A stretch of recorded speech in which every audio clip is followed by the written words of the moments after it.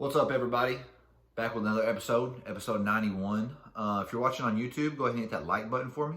If you're listening on Spotify, scroll to the top. Go ahead and follow the podcast. Maybe give me a little rating. It's whatever you're feeling. Just me today. Dylan's out molding his future, him and Brett, so they're getting shit going.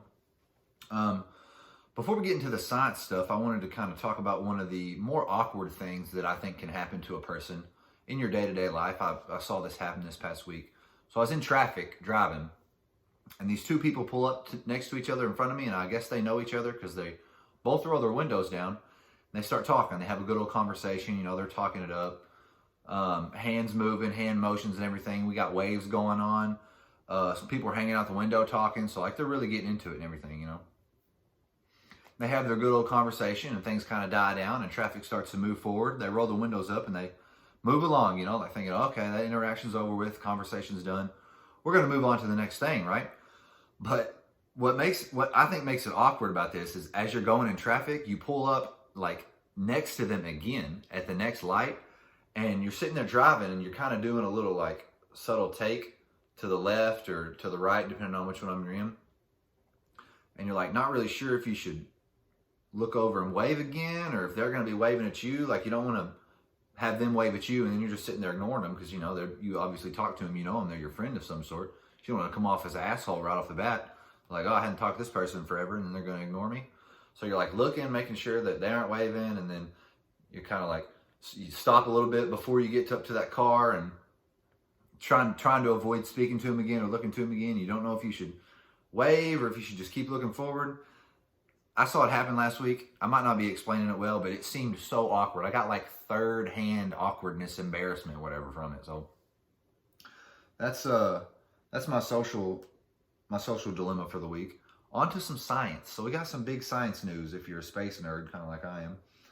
James Webb Space Telescope that they have been working on since the 80s. I think they first had the idea in the 80s, and then spent the next 40 years I think they had some delays and some shortages and things like that. $10 billion later, finally got it launched this past Christmas. And now here we are 7 months later with the first pictures. So that's awesome, right? So it's the James Webb Space Telescope. It's a better version of the Hubble, but it works together with the Hubble. So it's not like the replacement for the Hubble. It's like a supplement, they work together.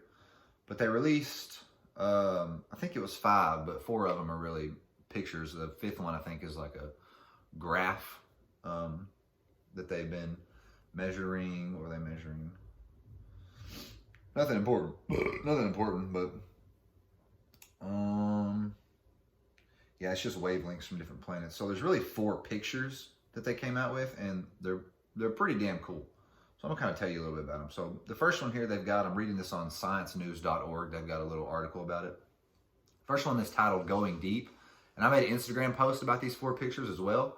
So go to my Instagram, look at it if you want to see the actual thing, or go to the fucking NASA website where they have them. They'll probably have more explanation for you there too. So Going Deep is a picture of space. And I read a little snippet of a different article that said that this picture that they've taken was the size of a grain of sand. So if you're holding a grain of sand up to the sky and taking that little section of a snippet, that's what this picture is of. And in this picture, there are thousands of galaxies, literally thousands of galaxies pictured. And so this telescope these are deep, deep space photos. So this right here says these galaxies in this picture are 4.6 billion light years away. And what that means is we're seeing the galaxies as they were 4.6 billion years ago, because that's how long it's taken the light to travel to us. That's a light year. That's how long or how far light travels in a year, which is 3 times 10. No, what is that? That's speed of light, 3 times 10 to the 8th. I don't know. I think it's hundreds of thousands of miles is a light year. So these galaxies are 4 billion light years away. And there's thousands of them in this grain of sand sized picture of the sky. Get some hydration there. But what's cool about this is that the mass of these galaxies that they've got pictured here in the middle warp space-time in a way that, I'm not really sure how this works, but this is what it says, in a way that magnifies the galaxies further behind them so you can see them a little better as well. I don't think it pulls them to the front, but I think it just enhances them better for the telescope to pick up. And apparently these galaxies are 13 billion light years away. So we see these galaxies as they were 13 billion years ago. And they say the universe is, this might be wrong, but it's like 14 billion years old or something like that. So this is early universe galaxies that you're getting to look at here, which is a big deal for science and astronomers. Maybe not for you or me, I guess, but it just kind of makes me excited. I got to have chug right now. So that's the first picture. And it honestly looks, all these pictures look like they were fucking made on Adobe Photoshop. Like you wouldn't know if you saw it, whether or not it was a space picture or somebody made it in their garage. But they're coming from NASA. So, I mean, I've got to take them like as truth, because if I can't trust NASA, who are you going to trust? So that was the first one, Going Deep. The second one is called Cosmic Cliffs. I've got them in a different order too on my Instagram post, because I thought the Cosmic Cliffs one was a lot cooler. So that's the first one on the post. But there's the second one here. So Cosmic Cliffs is a section of this nebula. It's called the Carina Nebula. It's about 7,600 light years from Earth. So a lot closer than those galaxies that we were looking at in that last picture. And so what these cliffs kind of look like here is it basically is like building a wall. It almost looks like a wall that has been made, but it's just kind of, it looks like cliffs, I guess. They're called the Cosmic Cliffs. But what happens here is, this is where there's a lot of new star formation. So there's a lot of exploding and a lot of banging. You know what I'm saying? A lot of banging. No. But a lot of stars being formed, a lot of planets being formed. This explosions are spewing this dust is what all this is. It's literally, this is space dust, I guess is what you would call it. It's what new planets and stuff are made out of, which is what our planet's made out of. And coincidentally, we're made out of fucking star shit. Star stuff, I guess is a better way to say it. But the explosions have been pushing this dust like to one side, or like one area of this nebula, and it makes what looks like these cliffs. And it's a really pretty picture. I'll try and show it here on the YouTube if you're watching, and go check them out too for yourself, because they're really pretty pictures, and they look so vibrant because we're looking at them in infrared. That's what this James Webb Telescope looks at these things in. The Hubble is like visual, like actual, what the human eye can pick up. The James Webb Space Telescope is looking at these in infrared. So they look a lot more vivid than what they actually would with the Hubble. And the infrared also allows you to kind of see through the dust, and that's why it's like speckled in the dust. You can see the galaxies and stars behind it because of the infrared. So that's really fucking cool. And it's literally a massive picture of what everything is made out of, just dust. And the dust is like, it's not like dust, it's like molecules and gas and things like that.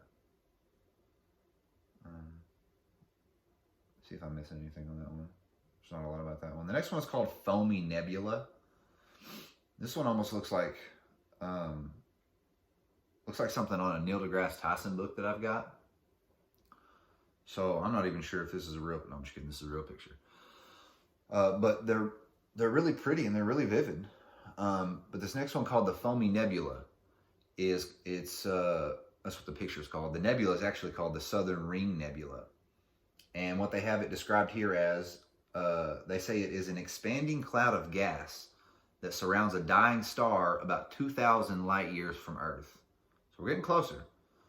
So this dying star, it's like this, it basically looks like almost like a droplet of water kind of, but there's like speckled things all around the outside of it.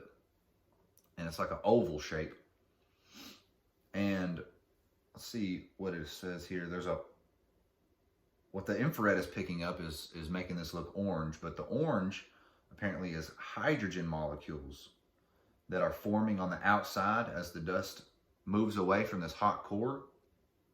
And on the inside, it looks blue, and this blue is hot ionized gas that has been heated by the leftover core of the star. Pretty fucking cool, dude. Molecular hydrogen that has been cooled from the core, so it's like seeping away from this dying star. I wonder if it's exploded. Do they explode? Aren't they supposed to explode? Thought they did. It's a white dwarf, so maybe it already has exploded. But again, the picture is just so vivid. And they say that's because it's an infrared. I don't fucking know. And then, was that 3? Yeah, so the 4th one is called a galactic quintet. And quintet is 5. So this is called the Stephan's quintet. I'm not really sure which one it is. But it's a group of galaxies 290 million light years away. So that's a little further back. But what it looks like here, it looks like there's only 4 galaxies. There's 4, like, almost looks like people standing really far away with flashlights. It's kind of what it looks like, to be honest with you. It looks like there's 4 of them, kind of in a formation, I suppose. But what it says here is that 4 of the galaxies are engaged in an intimate gravitational dance, with one member, which would be the 5th galaxy, passing through the core of the cluster. And this says the 5th galaxy is actually much closer to Earth and just appears in a similar spot in the sky. So one of them is kind of stacked on the other one, so that's why you can't really see it. But apparently these galaxies are so close to each other, they're locked in what they say an intergalactic dance. I said gravitational dance, but intimate gravitational intergalactic dance. So they're spinning around each other. I don't know how long it takes for them to go around each other, but I bet it's loud too, which is kind of crazy to think about, like in space. I bet it, well, no, sound waves can't travel in space, do they? There's no medium for them to travel in. Is that right? I might be fucking stupid. But eventually these galaxies are going to collide. And I was thinking, like, wonder what that sounds like. A galaxy colliding with another galaxy? But apparently they're going to collide at some point. It doesn't say when. Probably going to be a long time from now. But I bet we'll have that on camera. I bet we'll get pictures of that, which is really fucking cool. So that's the first 4 pictures. And the 5th one, this is what they call it. It's called an exoplanet's sky.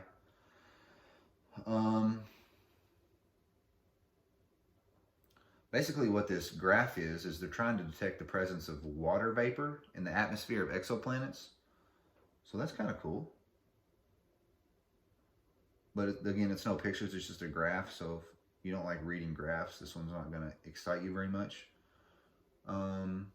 A spectrum of light from the star WASP 96 as it passes through the atmosphere of its gas giant planet WASP 96b.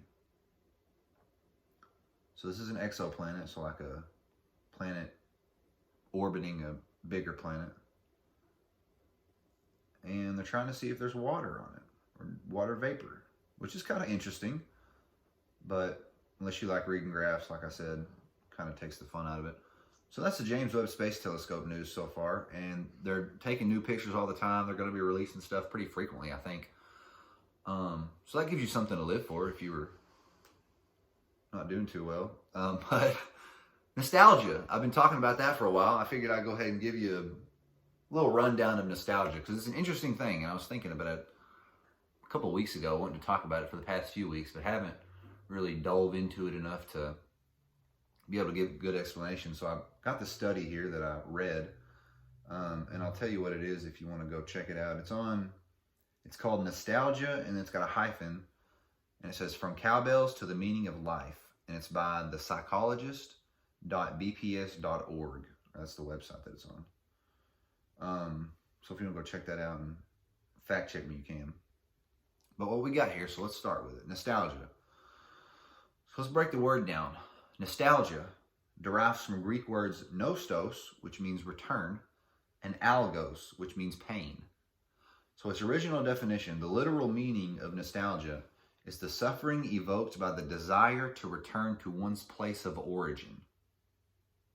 That sounds very depressing, right? And so initially they were like, oh, well, this is a form of depression. That's what the science was pointing towards for them. So it wasn't until later in the 20th century they kind of changed the definition of the concept of nostalgia. And through a study right here by Fred Davis, a sociologist in 1979, showed that participants associated words like warm, old times, childhood, and yearning with nostalgia more frequently than homesickness. So there was apparently, you were able to discriminate between the two concepts. So they kind of thought homesickness was kind of like nostalgia. But what they decided on, the New Oxford Dictionary here in English, defines homesick as experiencing a longing for one's home during a period of absence from it, and nostalgia as a sentimental longing for the past. So I don't know if that means anything to you or not, but that's kind of, they're not the same thing as what they decided. So nostalgia is its own thing apart from homesickness, which they originally thought were one and the same. Apparently they've done big studies on homesickness now. But nostalgia. So what is the content of nostalgia? Why do we have it? What does it mean? What's the point? So nostalgia revolves around the self in a social context. And what they give here as an example, one participant in a study that they did wrote a narrative about a friend saying, I felt like I was really important to him and that no one else was as close. We had our own sort of code and we would talk to each other so no one else knew what we were saying. So it was like a sense of self-importance to somebody else or to something in a social context. So with other people, you have a higher sense of meaning or a higher sense of importance to them. So that's kind of how nostalgia revolves around the self in a social context. And the majority of the narratives contain positive elements around nostalgia. So they said originally nostalgia was like sort of like depression. Like people were like, oh, if you're in a nostalgic state, then you're kind of depressed. But through these studies, they're figuring out it's associated more with positive elements. So, hold on, let me get some more here. So it's associated with positive elements, okay? So that means you're going to want to have more nostalgia whenever you're wanting to feel more positive things, whenever you're wanting to feel more positive feelings. So when would you be nostalgic, right? That's the next question. So there was another study done. They asked participants to provide detailed descriptions of circumstances under which they become nostalgic. The most common trigger emerging from these descriptions was negative emotions. So anytime people felt bad, they felt negative emotions, they associated nostalgia, or they experienced nostalgia, which is associated with positive emotions. So when they felt bad, they wanted to feel good. Imagine that. So one participant wrote, I think of nostalgic experiences when I'm sad, as they often make me feel better. Somebody else wrote, I think people would turn to nostalgia in unhappy, sad, or lonely situations to make themselves smile.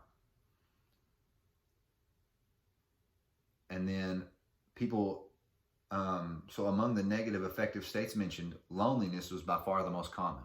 So people said when they felt lonely, they felt nostalgic. So it's like when you're down with the vid, you got the cove, you're chilling at home, you're feeling lonely because all the homies are at the club, booty bouncing and shit, you know. You're at home chilling because you couldn't go because you got the vid, they won't let you in. So you're sitting there, you're like, man, I wish I was at the club booty bouncing with the homies, but you're at home with the vid. So you start thinking about all those other times you were booty bouncing with the homies at the club, you're getting that nostalgia because you're at home feeling these negative emotions. You're like, man, I want to feel better. I want to feel some positive emotions. Let's think back to those positive times. Think happy thoughts, right? That's what people always say all the time. When you're feeling something bad, you're feeling sad. Think happy thoughts. Think happy thoughts. Booty bouncing at the club with the homies. Nostalgia. Food for thought. I don't know if that made any sense, but it made sense in my head. So let's see.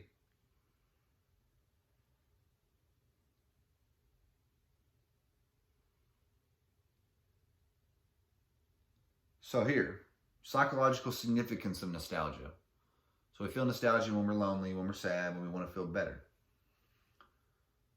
So nostalgia serves 4 functions that they have here through this study.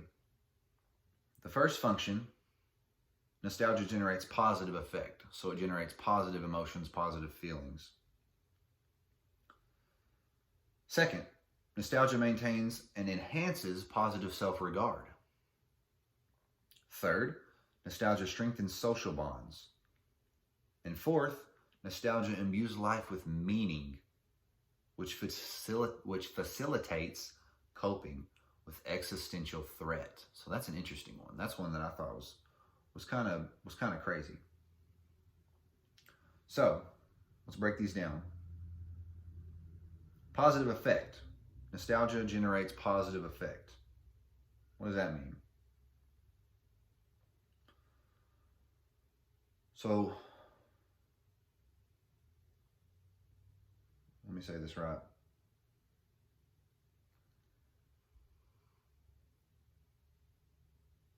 So nostalgia is associated with positive emotions. With positive emotions come love, pride, and joy. And those are associated with desirable outcomes. So what is proposed here is essentially that nostalgia serves as a store of positive effect or positive emotions. So whenever you start feeling nostalgic, you bring up this little bag of happiness. You just shit it out everywhere. That's what nostalgia is. Nostalgia is your happiness bowels. You're losing control of your happiness bowels.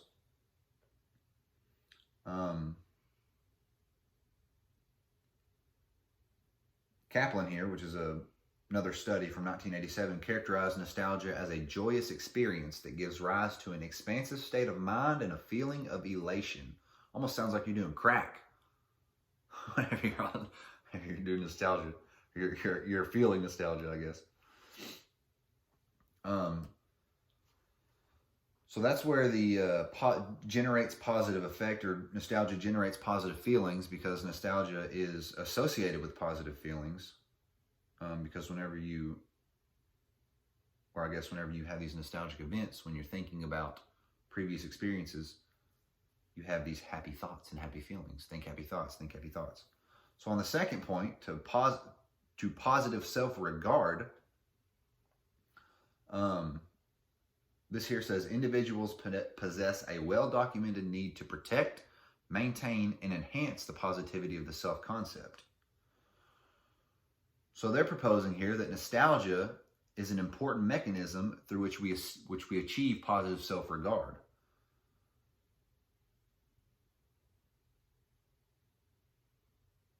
Nostalgia may be effective in this regard because it can bestow an endearing luster on the self and cast marginal, fugitive, and eccentric facets of earlier selves in a positive light. So through nostalgia, we're thinking back of ourselves higher and bumping ourselves. I think it's a little bit like self-esteem. They call it positive self-regard. I think it helps boost your self-esteem, makes you feel better about yourself, because you're thinking back about all these happy times and you're like, oh man, I'm a happy person. I've done fun shit. I've had fun. My life's really not as bad as I thought it was. I had fun before in the past. I'll have fun again in the future. That's what the nostalgia is, boosting your self-regard or your self-esteem, I believe. So that's a good thing. That's positive. Oh yeah, it says right here at the end of this. Indeed, in our studies, participants who brought to mind and wrote about a nostalgic experience reported higher self-esteem than participants in the control condition. So yeah, helped to boost self-esteem of people. They thought about themselves in a positive light. So that's awesome.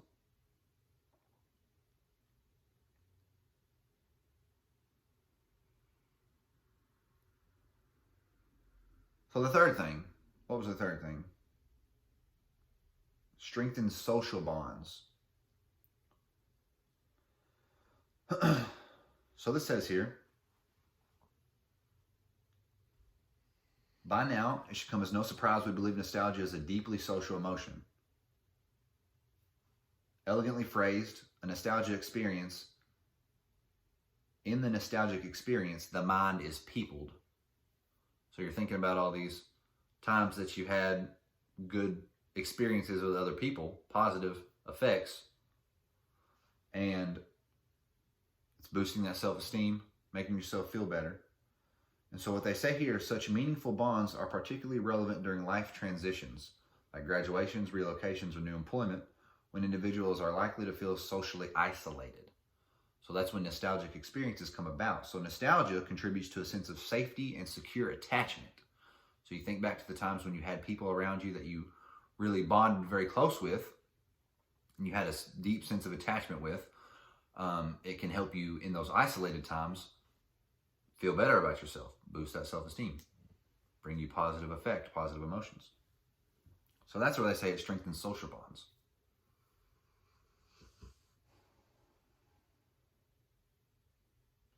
It says, in our studies, participants who brought to mind and wrote about a nostalgic experience subsequently evidenced a more secure adult attachment style and greater interpersonal competence than participants in the control condition. So they were better social beings, basically, is what that means. And the last one, the most interesting one, the issue of meaning and existential threat. So let me kind of brief this paragraph real quick. So one of the primary things people face, this is what they looked at in the study, is carving out a meaning and trying to find value in your life, in your existence. Like, why am I here? Am I doing something important? Am I supposed to be doing something important? Am I just supposed to be here? Like, what's the fucking deal, man? What's the deal, Pickle? We don't know, and we won't know, which is kind of bullshit. It's a whole other topic, but so this is according to the terror management theory. Such existential anxiety is mitigated by maintaining a two-part anxiety buffer that consists of faith in a cultural worldview, which is shared beliefs about the nature of reality that imbue life with meaning, and self-esteem, which is the sense that one is personally fulfilling the standards of one's worldview. It's all kind of coming back into boosting your own self-esteem, this nostalgia. But nostalgia can contribute to an overall sense of enduring meaning to one's life. It provides an emotional mechanism by which the passing of time can be perceived as meaningful, and has the additional effect of soothing existential fears by reinforcing the value of cultural traditions. Wow.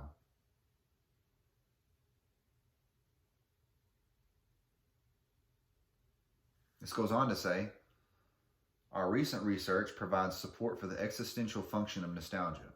We examined how nostalgia impacts the effects of reminders of mortality. So you're feeling nostalgic, and it's helping people like be more appreciative of those times. And I guess if you're more appreciative of the times you had then, you take into account the times that you could have in the future and are more appreciative of that. People are like, I'm going to die. This isn't going to be forever. So I need to take advantage of it while I can and enjoy it while I can. It says, for example, in one study, we found that after being reminded of one's mortality relative to an aversive control topic, positive perceptions of the past were positively associated with perceived meaning of life. In another study, we further found that after being reminded of mortality, people who are more prone to nostalgia actually show less activation of death-related thoughts. So the more nostalgia you have, the less you worry about death. Huh. That's an interesting correlation. So people who are more nostalgic, people who have higher self-esteem, more positive thoughts, are able to handle death a little more intensely. And nostalgia also will arise when you feel lonely or feel isolated, in order to buffer some of those feelings by bringing you positive effect or positive emotions and feelings, to let you know that, hey, you're feeling down right now, bud, but you remember that time whenever we were booty bouncing bitches in the club? That's what's up. It'll come back. Your life's a roller coaster, bro. You're feeling isolated and you're feeling down and you're feeling sad. We're down here in the lows, but don't you forget that you're going to come up on one of those hills again. You're going to hit a high. So that's what that nostalgia is. It's saying, hey, bud, you're in the low, but there's going to be a high. That's pretty fucking cool. I like that. And I hope you liked what I just had to say, because that was nostalgia in a very, very small nutshell.